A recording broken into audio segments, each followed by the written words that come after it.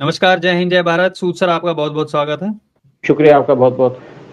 सूद sir, Bangladesh में पहले दो टुकड़े करके एक हिंदू देश बनाने की बातें की जा रही थी। अब इसी तर्ज पर एक वहां पर या कहिए कि स्पेशल आर्मी टाइप एक ग्रुप बनाया जा रहा है जिससे कि हिंदुओं की सुरक्षा की जा सके। बहुत सारे लोग जो भारत में वो ये कह रहे थे कि हिंदुओं के लिए क्या कर रही है भारत सरकार। अब जैसा एक ऑपरेशन पहले चलाया गया था, ऐसी खबरें आ रही है कि वैसा ही ऑपरेशन चलाया जा रहा है। इसके बारे में भी मैं आपसे पूछना चाहूंगा, लेकिन उससे पहले बांग्लादेश की तरफ से रोज एक ना एक बयान सामने आ रहे हैं। और अभी जो एक दुर्गा पूजा भी आ रही है, उस दौरान हिल्सा मछली जो जिसका ज्यादा इंपोर्ट होता है भारत में, उस पर भी बैन लगा दिया गया बांग्लादेश के द्वारा। ये उसके बाद है जब बांग्लादेश में भारत के प्रोडक्ट्स पर बैन लगाने की बात थी। तो ये क्यों किया जा रहा है? कौन है इसके पीछे? जहां पे व्यापारी बंद किया जा रहा है, ऐसे तो बांग्लादेश के ऊपर आई थिंक ज्यादा असर पड़ेगा, वो भूखा मर जाएगा। तो ये क्यों किया जा रहा है? देखिए, ऐसा है कि बांग्लादेश और इंडिया की जो ट्रेड है वो $13 बिलियन की होती है, जिसमें से $11 बिलियन हम एक्सपोर्ट करते हैं और $1 बिलियन से ज्यादा हम बिजली एक्सपोर्ट करते हैं। उसका वो पेमेंट नहीं दे रहे। मेनली जो चीजें जाती है वो खाने पीने की चीजें जाती है। इंडिया एक पाइपलाइन बना रहा था बांग्लादेश के हेल्प के लिए, जहां से उसको ऑयल और गैस भेजी जाए ताकि बांग्लादेश की इकोनॉमी को स्ट्रेंथन किया जाए। क्योंकि बांग्लादेश के अंदर जो गैस वगैरह आती है या पेट्रोल आता है, उसको स्पेशली पेट्रोल को बाहर से लाना पड़ता है। इंडिया की रिफाइनरीज में पेट्रोल को साफ किया जाता है और इंडिया उसके बाद कई कंट्रीज को भेजता है। मालदीव को भेजा, बांग्लादेश के लिए भी हो रहा था कि पेट्रोल साफ करके या डीजल साफ करके बांग्लादेश को भेजा जाएगा, और ताकि बांग्लादेश की इकोनॉमी प्रॉपर हो। क्योंकि हम चाहते थे कि हमारे जो नेबरिंग कंट्री है वो स्ट्रांग बने, वहां पे कोई गड़बड़ ना हो, और स्ट्रांग बनेगी तो हमें भी अच्छा होगा। एक तो उससे बांग्लादेश से जो लोग इंडिया के अंदर इलीगली आते हैं वो बंद हो जाएंगे। अब बांग्लादेश के अंदर इंडिया से जो लोग आते थे, काफी टूरिस्ट आते थे, मेडिकल के लिए आते थे, बाकी चीजों के लिए आते थे, घूमने भी आते थे, सब कुछ है, दुर्गा पूजा पे आते थे, हिंदू और मुस्लिम दोनों आते थे। लेकिन वहां पे जब शेख हसीना को हटाया गया सीआई की मदद से, तो सीआई का एजेंट मोहम्मद यूनिस वो गद्दी बैठ के, 84 साल की उम्र है, इकोनॉमिस्ट है, तो इकोनॉमी को ठीक करके दिखा दे। इकोनॉमी के ऊपर ध्यान दो, इंडिया को गाली मत दो। इंडिया गाली देने लगा। कभी कहता है कि इंडिया हमारी कंट्री में इंटरफेयर कर रहा है, कभी कहता है हिंदुओं पे यहाँ अत्याचार नहीं होते, कोई टारगेट किलिंग नहीं है, और हालत सारी ठीक है, जबकि वहां पे हिंदुओं पे अत्याचार हो रहे हैं। 39 इंडियंस जो स्कूल हिंदू जो स्कूल के अंदर काम करते थे, वहां पे टीचर्स को वहां से निकाल दिया गया फोर्सिबली, उनसे रेजिग्नेशन ले लिया गया। मंदिरों पे अटैक हो रहे हैं, हिंदुओं पे अटैक हो रहे हैं, फिर कहते हैं टारगेट किलिंग नहीं है।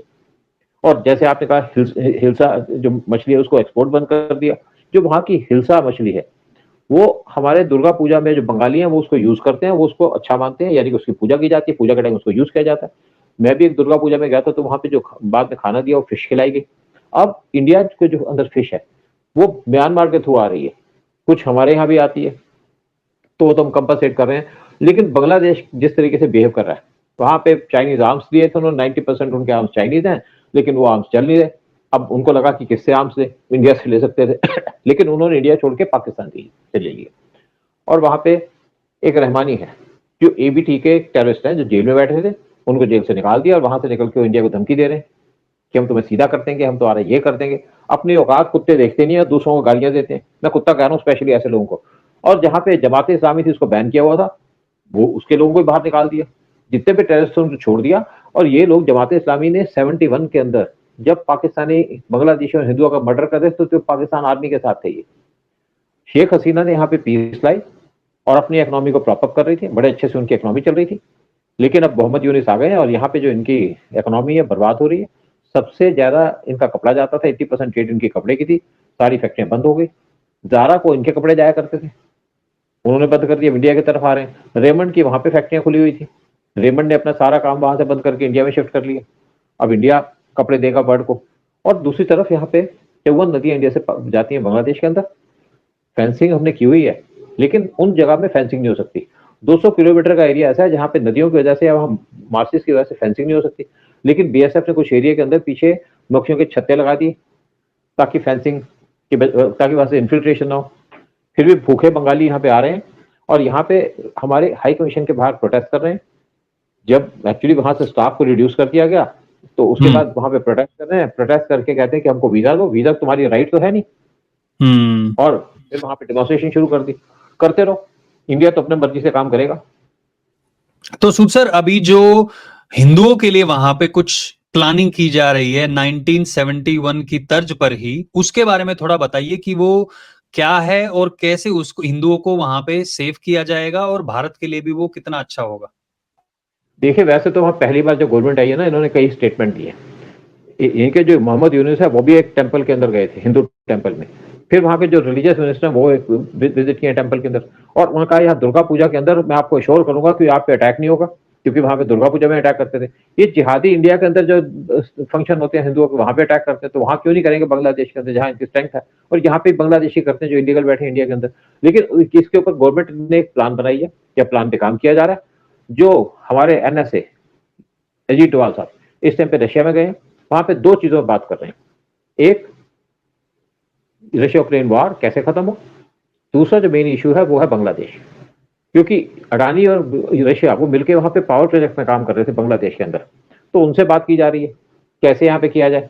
और इंडिया के जो मेन एजेंसी है रॉ, उसको एक काम दिया गया कि आप देखिए कैसे हिंदुओं के लिए एक स्पेशल एरिया बनाया जा सकता है, ईयर मार्कस किया जा सकता है। क्योंकि वहां पे एक प्लान बन रही है, जैसे मुक्ति वाहिनी को 1971 के में इंडिया ने खड़ा किया था बांग्लादेश को, पाकिस्तान को तोड़ने के लिए, उसी तरीके से आर्मी को यहाँ पे एक्टिवेट कर दिया गया। और एक प्लान बनाई गई है इंटेलिजेंस एजेंसी के द्वारा। साथ में यहाँ पे आर्मी भी इन्वॉल्व होगी, BSF भी इन्वॉल्व होगी। उसके साथ एक प्लान की जाएगी कैसे हिंदुओं को सेव किया जाए। इसके ऊपर हमारी आर्मी घुस भी सकती है बांग्लादेश के अंदर, और ये अब उसकी परवाह नहीं करेगी यूएस की, किसी की परवाह नहीं की जाएगी, क्योंकि हमारी ड्यूटी बनती है अपनी कम्युनिटी के लोगों को सेव करना, उनको बचाना। क्योंकि मणिपुर के अंदर अगर वहां पे कुकीज जो क्रिश्चियन है 10% वो अटैक करते हैं, ड्रोन से अटैक करते हैं, तो पूरा शोर बच जाता है यूरोप के अंदर। तो हमारी भी राइट बनती है अपने हिंदुओं को सेव करना।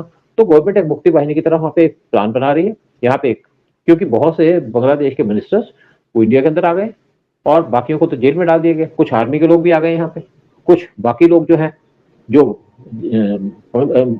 शेख हसीना की पार्टी को बिलोंग करते थे वो भी यहाँ पे। और शेख हसीना के टाइम पे हिंदुओं पे अटैक कम होते थे, लेकिन शेख हसीना एक्शन लेती थी।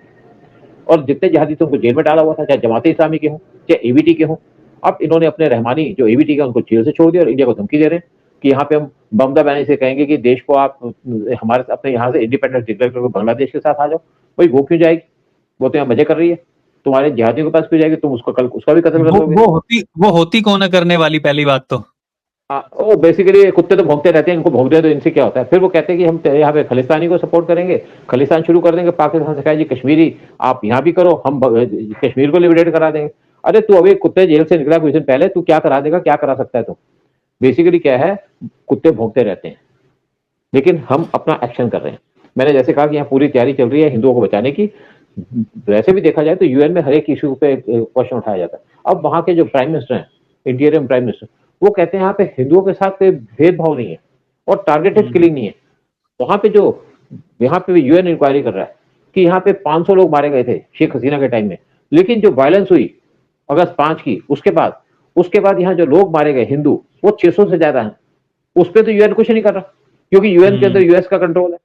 और अब यहाँ पे जो मंदिरों पे अटैक किया गया उस पर कोई नहीं बोल रहा, लेकिन इंडिया उसके ऊपर क्वेश्चन उठा रहा है। मैं देख रहा था कुछ हमारे जो जर्नलिस्ट है वहां जाकर के रिपोर्टिंग कर रहे हैं। एक मंडल नाम का लड़का, उसके ऊपर ब्लेसेमी का लॉ लगा दिया गया कि उसने इस्लाम को गाली दी है, और थाने में जाकर के उसको पीट पीट के मार दिया। 13 साल का लड़का, उसका मर्डर कर दिया। पुलिस खड़ी है, आर्मी खड़ी है, तो फिर कहते थे यहाँ टारगेट किलिंग नहीं है। 49 यहाँ के टीचर्स है, हिंदू टीचर्स है, उनसे रेजिग्नेशन लेटर लिखवा लिए गए। फिर कहते तुम टारगेटिंग हिंदुओं को टारगेट नहीं कर रहे। किसी मुसलमान से तो नहीं लिखवाया तुमने, चाहे वो अवामी लीग का हो चाहे कोई हो, हिंदुओं से लिखवाया गया। वहां पे हिंदू लड़कियों को जो वहां पे जैसे मुस्लिम की मदद कर रही थी, उनके बच्चों को पढ़ा रही थी, टीचर्स को उनको पकड़ा गया, खंबे से बांध दिया, उनकी गोली लगाई गई, उनको बेच दिया गया। कई ऐसे केसेस भी आए जहां पे लड़कियों को बेच दिया गया। आप सोचो कैसे हाल है इन लोगों के, इन जिहादियों के।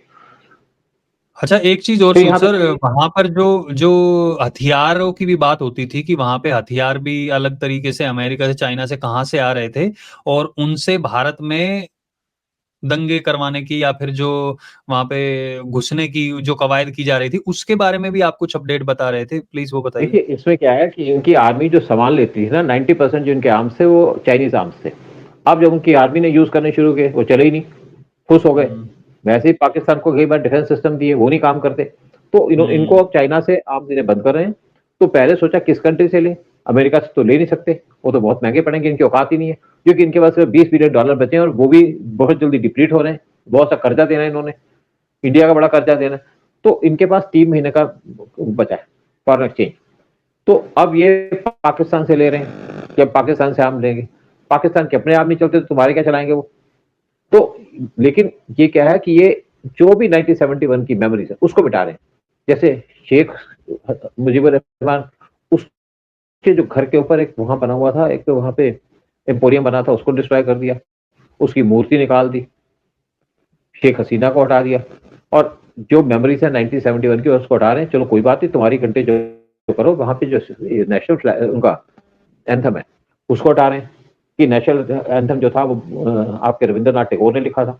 रविंद्रनाथ टैगोर के नेशनल एंथम 3 कंट्री में चलते हैं, इंडिया, बांग्लादेश और श्रीलंका के अंदर। तुम मेमोरी हटाओ तो हटाओ, लेकिन यहाँ पे जो तुम्हारी गवर्नमेंट तो चलेगी कब तक। इंडिया ने इनसे ट्रेड बंद कर रखी थी। देखिए यहाँ पे 54 नदियां जाती हैं इंडिया से बांग्लादेश के अंदर, और अब यहाँ पे बाढ़ भी आएगी, पहले कम आती थी, ज्यादा आएगी, गर्मियों के अंदर इनको पानी नहीं मिलेगा। इनके जो मिनिस्टर हैं एनवायरमेंट और पानी के यार जो लगा दिए जो भी इसके, क्योंकि सब जगह एडवाइजर लगे, तो यार इनके मोहम्मद यूनुस हैं, वो कह रहे हैं कि आप जो तीसरा एग्रीमेंट है उसको रिव्यू करो। हम क्यों करेंगे, कर लो, तुम्हारे को करना। इंदिरा गांधी ने किया था, उसके मोदी ने कहा हम करेंगे तुम्हारे फेवर में, ममता को प्रॉब्लम हो गई थी तो, लेकिन अब वो चली गई तो हम नहीं करेंगे। पेट्रोल की जो पाइपलाइन आती थी वो भी रोक दी, पहले इनको पेट्रोल भेजने की प्लानिंग थी कि इनको पेट्रोल भी देंगे ताकि इनका पैसा बचे, और यहाँ पे जो कपड़े का उद्योग था वैसे ही बंद हो चुका है। जारा और रेमंड ने तो अपना सामान निकाल लिया वहां से, और ये सारा शिफ्ट और इंडिया के अंदर। तो इंडिया इनको सामान तो दे रहा है, थोड़ी सी ट्रेडिंग शुरू कर दी, लेकिन इनको दाल चावल की चीजें नहीं दे रहा, यानी कि खाने पीने की कोई चीजें नहीं मिलेगी। पहले यहाँ पे 20 लाख काउस हर एक साल एक्सपोर्ट होती थी, ये यहाँ से काउस भेजी जाती थी। उस टाइम पे जो बंगाल था वहां पे पूरे में काउस भेजी जाती थी, क्योंकि इनको गाय खाने का, मीट खाने की आदत थी ब्रिटिश राज से। अब भी यहाँ पे स्मगलिंग हो रही थी काऊ की, जबकि यहाँ पे फेंसिंग भी कर दी गई बहुत सारी, लेकिन नदी के बहाने या पद्मा नदी के अंदर काऊ को निकाला, बांध दिया, उसकी पूंछ पे लटक के काऊ को भेज देते थे उस तरफ। लेकिन अब गवर्नमेंट के आने के बाद यहाँ पे थोड़ी और स्ट्रेंथन किया गया, तो काऊ की स्मगलिंग कम हो गई। अब 2 लाख काऊ जाती है, उसको बंद करने के चक्कर में तो इनको भूखा मार रहे हैं। जैसे पहले एक वर्ड होता था भूखा बंगाली, बांग्लादेश वालों को कहा जाता था, अब वही वहां पे होगा। इसका हाल पाकिस्तान से बुरा होगा। मीजू, इनने इंडिया को आंख दिखाई थी, मीजू बर्बाद हो गया। पहले कहता था हेट इंडिया, पीएम मोदी ने अपनी स्वीयरिंग इन सेरेमनी में बुलाया तो भी अपनी कंट्री के अंदर जैसे ना, वहां पे टीवी में कुछ नहीं दिखाया कि मैं यहाँ पे आया हुआ हूँ। लेकिन अब वहां से इंडिया आ रहा है क्योंकि बर्बाद हो गया, उसका पैसा नहीं है। तो जो मीजू से सबक लो, नहीं तो पाकिस्तान से सबक लो। पाकिस्तान नहीं दिया सर, ट्रेड बंद की थी, पाकिस्तान बर्बाद हो गया, तो तुम भी बर्बाद हो जाओगे। एग्जैक्टली, बिल्कुल। तो चलिए आशा करते हैं कि जो हमारी सरकार कर रही है वहां पे हिंदुओं के लिए, उससे हिंदुओं की स्थिति वहां पर बेहतर हो, और ये सरकार ज्यादा दिनों तक नहीं चलेगी। जैसा कि आपने पहले भी कहा था कि अमेरिका की इलेक्शन एक बार हो जाए उसके बाद चीजें साफ हो जाएंगी, इसलिए मोदी जी भी काफी टाइम से चुप हैं, और उसके बाद सारी चीजें जो है वो अपने आप खुलकर सामने आ जाएंगी। तो बहुत बहुत धन्यवाद सूद सर आने के लिए, सारी जानकारी शेयर करने के लिए। जय हिंद, जय भारत, जय श्री राम। जय हिंद, जय भारत, मेरा भारत महान।